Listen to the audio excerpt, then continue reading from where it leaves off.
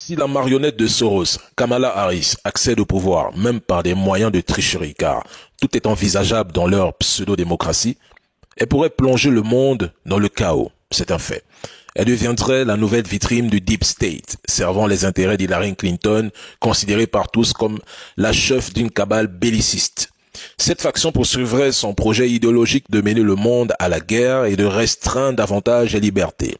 Elle pourrait même concrétiser le souhait d'Hillary Clinton, dénoncé par les Russes le 7 septembre 2016, lorsqu'ils ont affirmé publiquement qu'Hillary Clinton provoquerait la Russie pour déclencher un troisième conflit généralisé, afin bien sûr d'empêcher l'émergence de toute puissance dans l'Eurasie, le souhait de Brzezinski. Elle chercherait également à punir les dirigeants africains qui se sont rapprochés de la Russie et qui ont catégoriquement refusé de condamner l'opération spéciale lancée par la Russie en 2022, malgré les pressions de Washington. Ils se vengeront bien sûr des humiliations subies par les États-Unis dans le Sahel, et là je parle des pays de l'AES. Sous Kamala Harris, le terrorisme en Afrique pourrait se renforcer de manière similaire à ce qu'on a observé durant la présidence de Bill Clinton.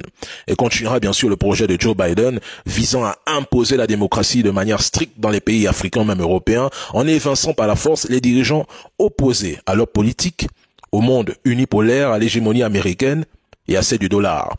Lors de la conférence de Munich sur la sécurité, Kamala Harris a promis aux alliés de l'OTAN que Washington serait prêt à appliquer l'article 5 du traité de l'OTAN, engageant tous les membres à défendre tout allié attaqué s'il le faut. Elle s'efforcera donc également de contrecarrer l'influence de Pékin à l'échelle mondiale en renforçant AUKUS. Et là on parle de l'Asie. Ceux qui manipulaient Joe Biden jusqu'à l'évincer continueraient à le faire avec Kamala Harris. Cependant, même si Donald Trump prend le pouvoir, attention, la politique américaine ne changera pas en Afrique.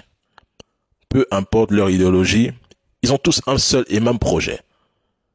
Le monde unipolaire, c'est l'hégémonie américaine.